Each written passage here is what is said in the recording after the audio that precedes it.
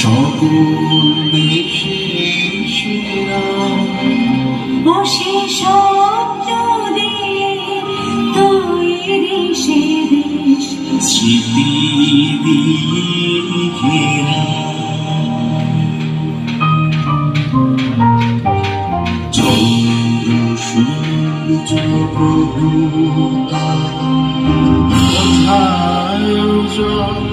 এমন ধারা এমন খেলি তরি এমন কালো মেঘে তারা পাখি ডাকে ঘুমিয়ে পড়ে আখির ডাকে জেগে এমন মিষ্টি কোথাও খুঁজে পাবে না গো তুমি সকল দেশের রানী সেজে আমার জন্মভূমি সেজে আমার জন্মভূমি সেজে আমার জন্মভূমি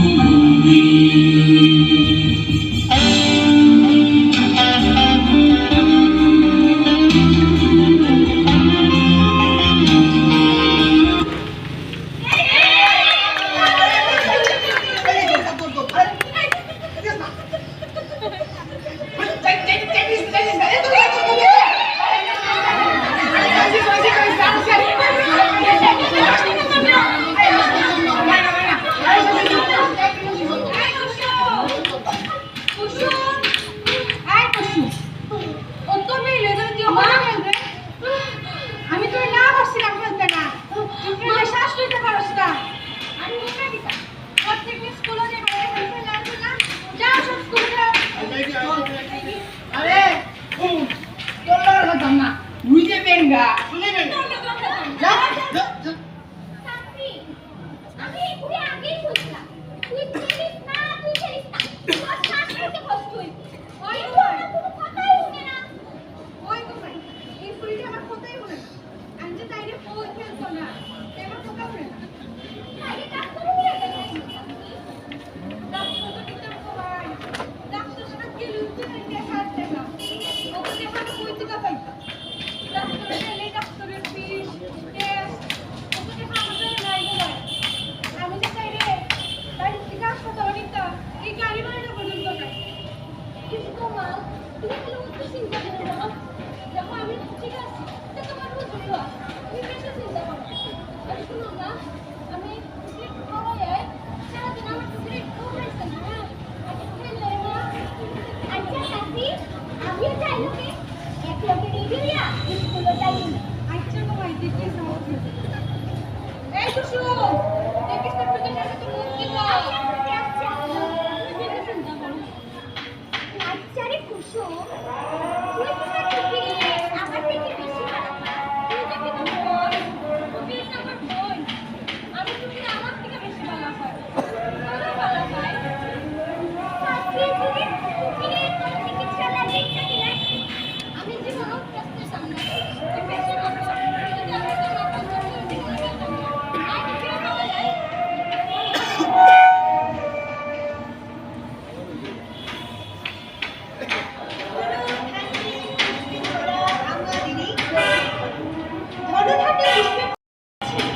না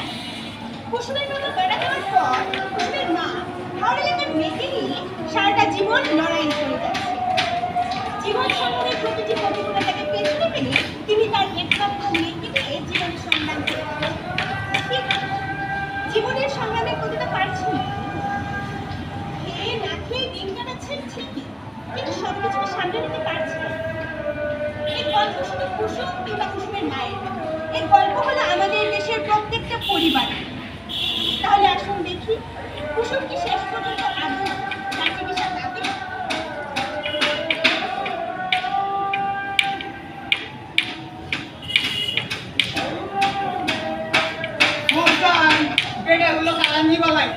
আমার লোকে বলে কিতা ফোন দিয়ে ফিকির করতো কোন সময় আসলাম পেটের বুকে বাইরে জাম জাগি সকাল থেকে না খাই না মেকআপ চা না একটা বুক কাগজ এবারে পকেটের মাঝেও নাই টাকা কিটা যে করতাম। সকালে উঠি আমি মনে মনে বলি আমি যেন সারাদিন ফন্দি বিক্রি করি আদেশ করেন যাহা মোর সার গনে আমি যেন সেই কাজ করি ভালো মনে। ও বাবা বসির ভাই তোমারটা তো বুঝলাম না কইলা কালাঞ্জি মালা আইতাম সকাল থেকে উপায় বেশি বাড়ি পেটের বুকে জান যার কি বেটা পকেটও নাই এক টাকা। ওই শুনো মা গালের কথা এ বেটা হুন আইছি না যে আমি যে কাম পাইছি এটা আইলে কত কানি যে কোনিয়া তোরে কই দেখছি দেখছি এটা খানি রে ও তো পাগল হয়ে বলি বেটা একটু ধৈর্য ধর একটু দান্না বন্ধা বললাই এবার কেউ দেখলেই টেকা পাইমু এবার কেউ চাইলেই পানি খানি পাইমু এবার দিল পেটের বুকে জান যার কি। এটা কত পাগল হইস না শুনলাম ও হুরসালে ওয়াই বলে একটা ইন্টারভিউ দিত বেটা পরীক্ষায় তুমি কিটা করতা ওই তো বেটা এইটা লাইনো উন আব্বা কো হুরসালে বাড়ি গেলে দেখবেন টেকা উন কানিও আছে খানি আছে নি হয়, হয়। আঙ্কা মাই আঙ্কা আঙ্কা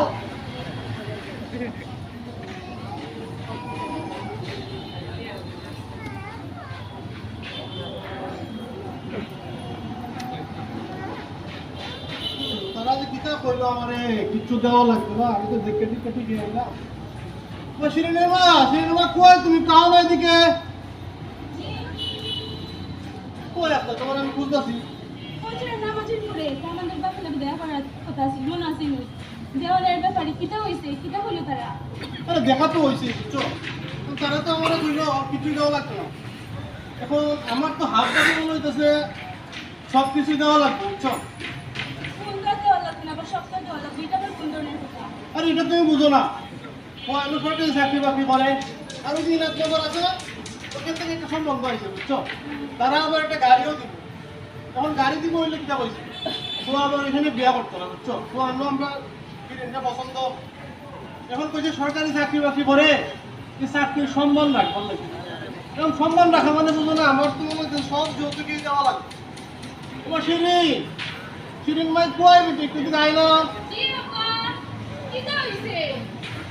কই আছে তোর আমি খুঁজতাছি তোর ভাই কই তার না আজকে ইন্টারভিউ আছে ভাই এ ভাই আপা ধরে ডাকতেছে ভাই মনে হয় রেডি হইতেছে আব্বা ও, আচ্ছা, এ ভাই কিটা হইছে সিলাই আসা বাড়ি মাথা তুলি দিছ আব্বাই ধরে ডাকতেছে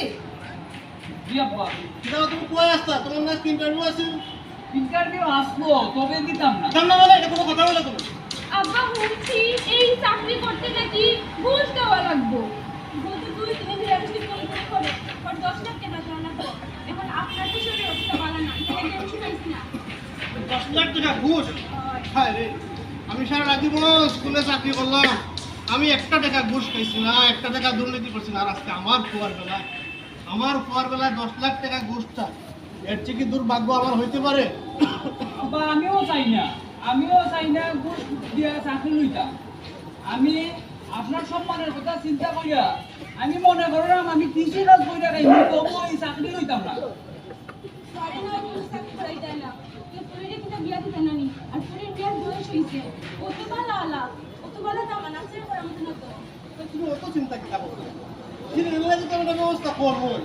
আর এরা ভাই বোনের লেগে চিন্তা করতে করতে আমি অসুস্থ হয়ে যাই আমি দেখুন বাড়ির সামনে আমার একটা ধানের জমি আছে না এটা বেচবো এটা বেচছে আমি সিলিন্ডারে বিয়ে দিই দরকার পড়লে আমি অন্য ব্যবস্থা করবো তবুও তোমরা অত টাকা ভাই রে আপা ভাই কৃষিটা করবো কেমনি তুই বেশি মাতিস না আব্বাই যেটা বলা বলা আমরা নিতে করবা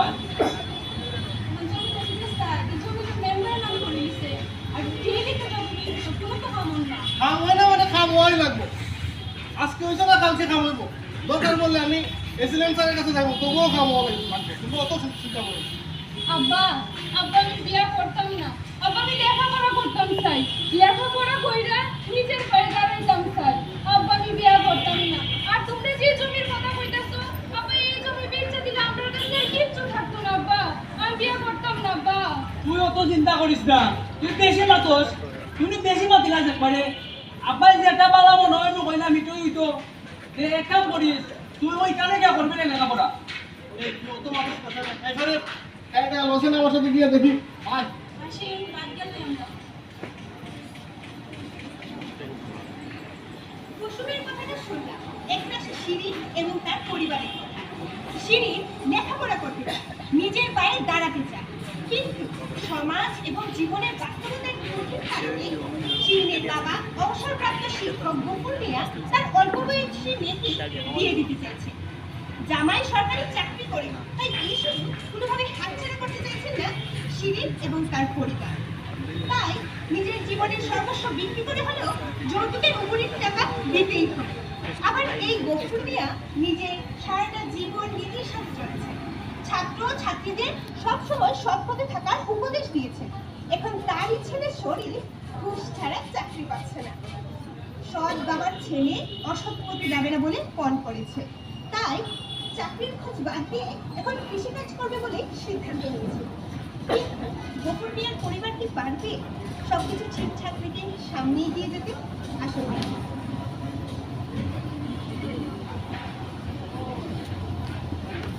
চলো ভাই, তুমি কোন দলের মানুষ বা?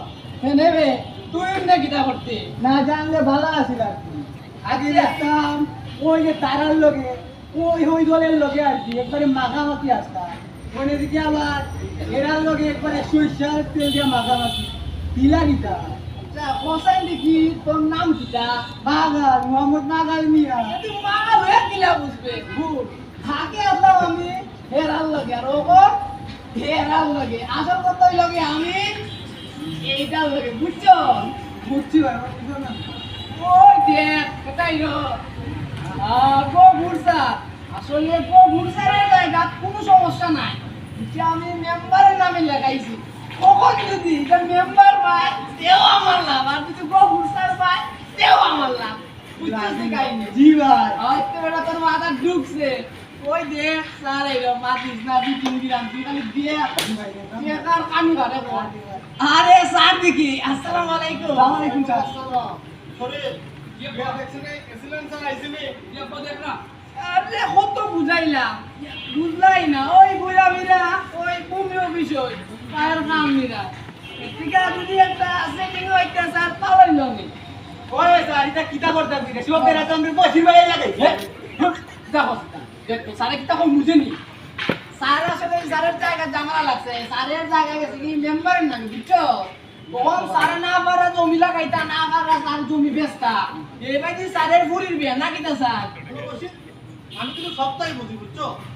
আমি এই সারা জীবন সরকারি স্কুলে চাকরি করছি আর মানুষকে শিখাইছি কেমনে ভোট দিতে নাই কেমনে দুর্নীতি করতে নাই। আজকে আমার জমি লইয়া তুমি মেম্বারের সাথে আমার বিরুদ্ধে ষড়যন্ত্র করো, তোমার অত বড় সাহস। আপা কি হইছে আপা শুনতে হবে আপা এক্সিলেন্স স্যার আইছেন নাকি দেখছো? স্যার তো গে তুমি কি টাকা ওই দিন বাদে বলে আইবা ও আচ্ছা আমি তো আগে কইলাম এক্সিডেন্ট যাবে টাকা হইতো না টাইম দিয়ে তুমি টাকা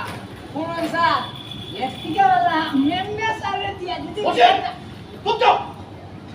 আমার বুয়া কিন্তু আমার লগে অল্প বয়স রক্ত কিন্তু গরম সন্তানের কথাবার্তা হলো শরীর হয় পেটের বুয়াই গেল 3000 কমে না। আগা ফের দিয়া দিতে বলে দিন শেষে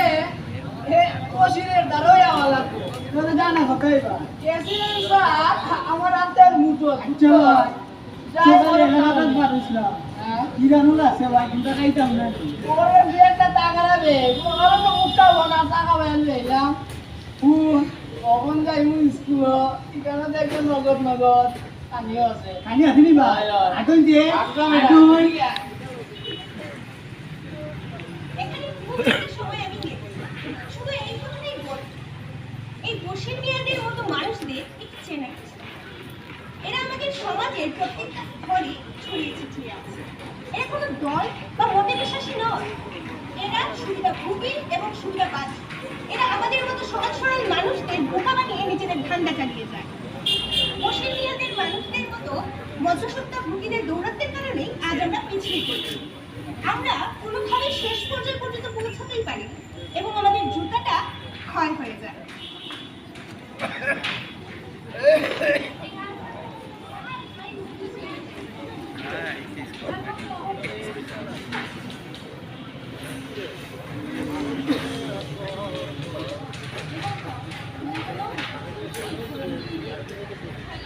আসসালামু আলাইকুম মাইয়ার ভালো হল লাইচস তোরা বাবা পড়া কিতা সিন্নু আমাদের ছোট নদী আচ্ছা পড় হ্যালো শুনানি মেরা বাকি 3 দিন ধরে আমরা এটাই খালি পড়া 3 দিন খেলে এক সপ্তাহে এক কবিতা পড়বে এই কবিতা পাস করবে শুরু আছে এত সময় পড়া আচ্ছা ম্যাডাম হ্যালো আমার লিপস্টিকের কালারটা দেখো স্যার ঠিক আছে আমাদের ছোট নদী চলে বাঁকে বাঁকে আমাদের ছোট নদী চলে বাঁকে বাঁকে বৈশাখ মাসে তার হাঁটু জল থাকে বৈশাখ মাসে তার হাঁটু জল থাকে পার হয়ে যায় তামবে এই ম্যাডাম কিতা করলা সব তারিখে স্কুলে গিলা সব যদি স্কুলে গিলা কোচিং এ খিতাই তো আহা বসির ভাই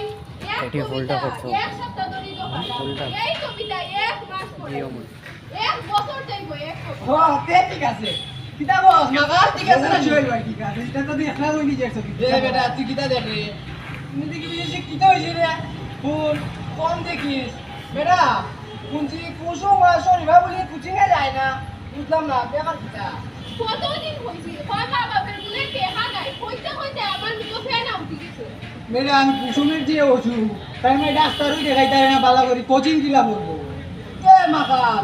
তোর নদী কি তিল ধরিয়া অত বড় বানাই দিছ অত বড় বানাইছ না অত বড় তাক আমার লগে থাকলে অত বড় টাকা লাগবে বুঝছো বেশি বড় বানানো যাইতো না বেটা অঙ্কিলা দিতাতে হ্যাঁ আর তোমরা এক কাম করো বাড়িতে গিয়ে ম্যাডাম আপনার একটা মাছ আছে আমার আহা বসির ভাই মাইন্ড তো শুনি দিব আগে আমি ছুটি দিলাই পরে আমরা মনে আসতে তোরা যাও যে খাতে এইটা কি তা ম্যাডাম আরো 3টা ক্লাস হইছে ওখানে আমরা যাইতাম কিনি ম্যাডাম কতদিন একটা ক্লাস করে আমরা ছুটি দেবাইছই হ্যাঁ? ওই বেশি মাত্র তুইও তো বুঝি না আর বড় বড় মাত্র 10 ছুটি হয় বাড়ি যাও আজকাল বলা লাগতো না আসো না তোমরা সবাই কোচিং হয়ে বুঝছো কোচিং হয়ে বিজয় কোচিং বলবা যাও যাও এখন যাও ও ম্যাডাম আমার না সেই মাসে পরীক্ষা ওখান যদি আমরা লাগাবো ক্লাস না করে আমরা লিখবো কিতা পরীক্ষা এই তুই বেশি মাত্র পণ্ডিতি শ্বাসের লাগি মারতে পারেন না আর বড় বড় মাপ আপনার স্কুল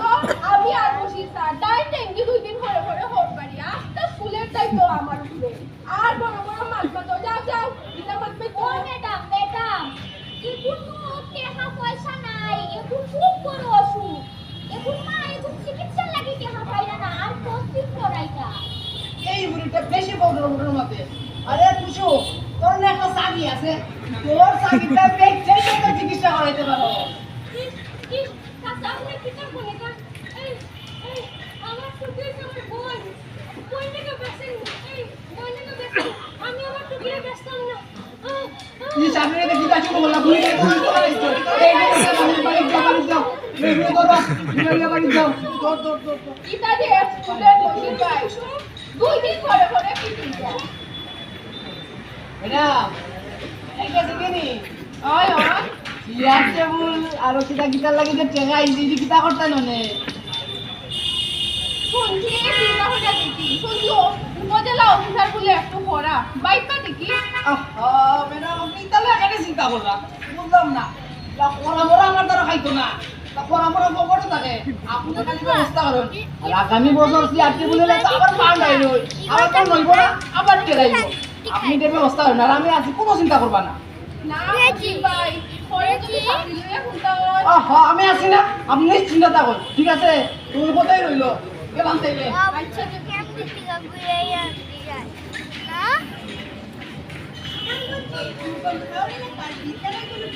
ছাত্রছাত্রী থাকলেও শিক্ষকরা থাকেন 2 শিক্ষকরা থাকলেও তারা কাছে থাকতেন কারণে ওখানে বিদ্যালয়ে আসতে চান না আর আসলেও ক্লাসটা করেই চলে যায় সরকারি নিয়মে ক্লাস করাতে ওরা পছন্দ করে না এবং কোচিং করাতেই বেশি ভালো লাগে ওদের আর সরকারি বরাদ্দ আসলে তার কি হয় সেটা আমাদের সকলেরই জানা আছে জানা থাকলেও সেই সম্পর্কে যেমন আমাদের কিছুই করার থাকে আসলে সে সম্পর্কে কি আমাদের কিছুই করার থাকে না একটা প্রশ্ন রেখে গেল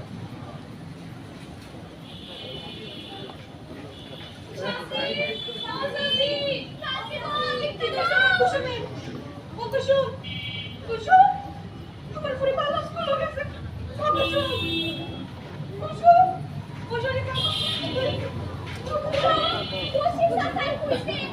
কথা বলতারে পেছনে দিকে বসনা হেনে তোর মারে তাই কোচিং তাই রে অবস্থা ইয়ালা দুটো বস্তা তো বেশি বাড়া দুটো পিরালে মানে তাহলে তো পিরালে যা তাইলে তো আসছে না আমার তো টাকা পয়সা নেই কুসুমের মা তোমার না একটা চাকরি আছে তাই আমার মনে গেছিলাম আমি কোন বুড়ি চিকিৎসা করাইতাই টাকা চাকরি লাই আমার 5000 টাকা থেকে 1000 টাকা দিছিল ওই তোর টাকা পাইলাম না কিটা 5000 এটা 1000 টাকা দিলে কি রে তো অনলাইনে আমি যাইলাম কি না বসে কই আমার পুরি জান আগে কত বুঝছো চিক বসির ভাই চিক আমি মাগালই দাম পারি দেউটাও দাম পারি কিন্তু তোমার লাগান আমি বসু না তোমার লগে আজকে থাকি আর আমার কোনো লোক নাই যেন তোমার চাইদা কি রে বাড়ালো ভাই মুনি সমস্যা নাই কুসুমের মা কই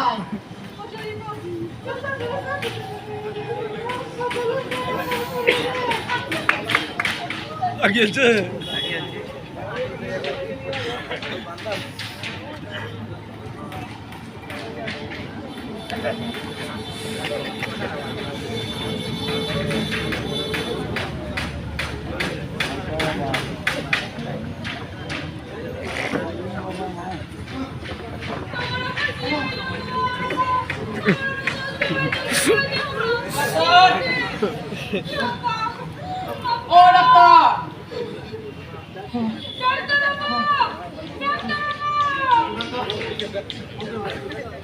ও ডাক্তার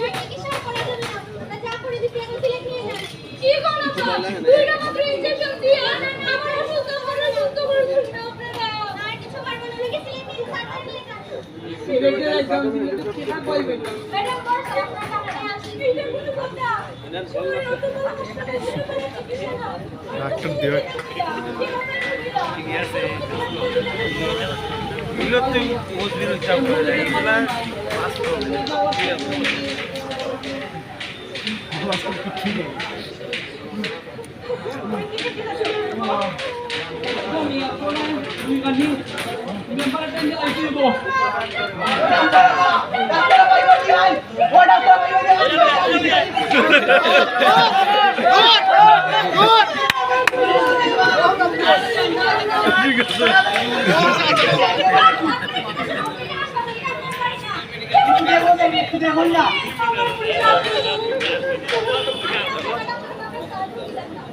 তাই একটু এলে তাড়াতাড়ি যাই তাই একটু লইয়া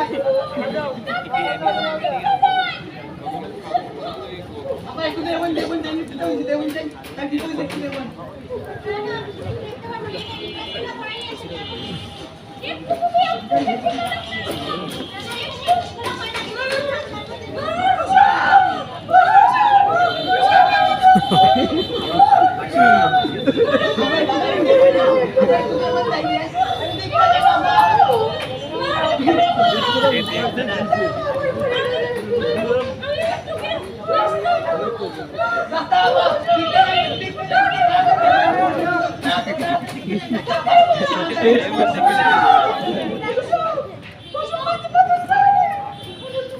মারা গেছে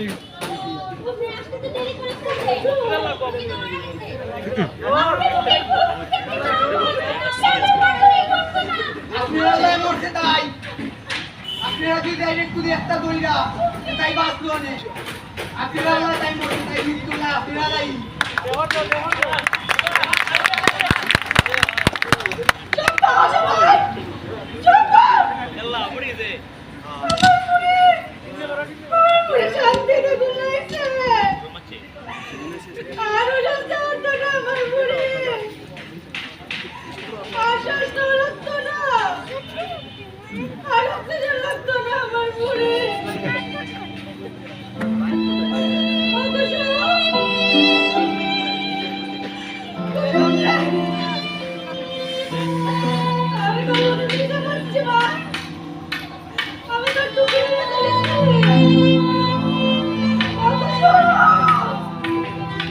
কুসুম রে ও কুসুম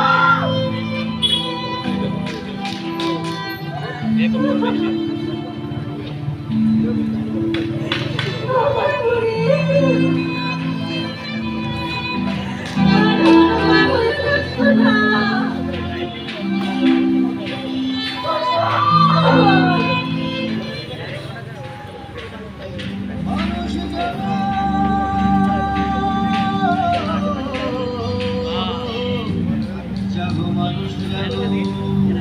মানুষ জাগো জাগো মানুষ জাগো মানুষ জাগো জাগো মানুষ জাগো আধারের বুক চিরে আলোর মিছিল ডাকে আর কত কাল বলো নীরবে থাকো আধারের বুক চিরে আলোর মিছিল ডাকে আর কত কাল বলো নীরবে থাকো জাগো মানুষ জাগো জাগো মানুষ জাগো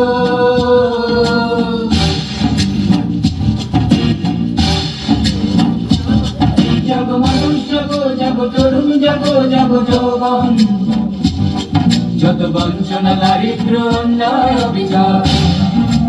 প্রাণ ভরে বাঁচবার সম্পূর্ণ অধিকার লুটলে লুটলে দুর্নীতি কালো হাতে দুর্জন জাগো আর দেরি নয় জাগো দুর্নীতি রখো মানুষ জাগো জাগো মানুষ জাগো নিসা নিসা নিসা গা নিসা গা গা নিসা নিসা নিসা গা নিসা গা মা গা মা গা নিসা গা মা বা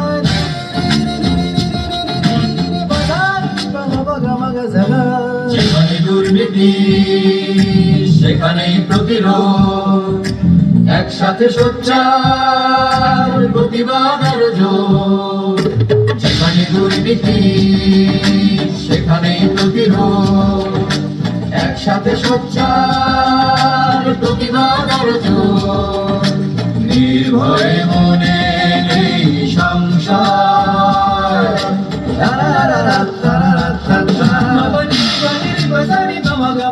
মোরা দুটা বুঝে মিললাম মোরা জাগা তোমার ওটা গোয়া সারে আলো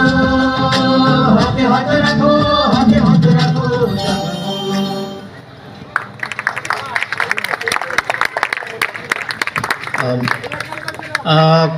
আমাদের এই দলটি একদম নতুন এবং এই নাটক সম্পর্কে এর আগে তাদের অভিজ্ঞতা হচ্ছে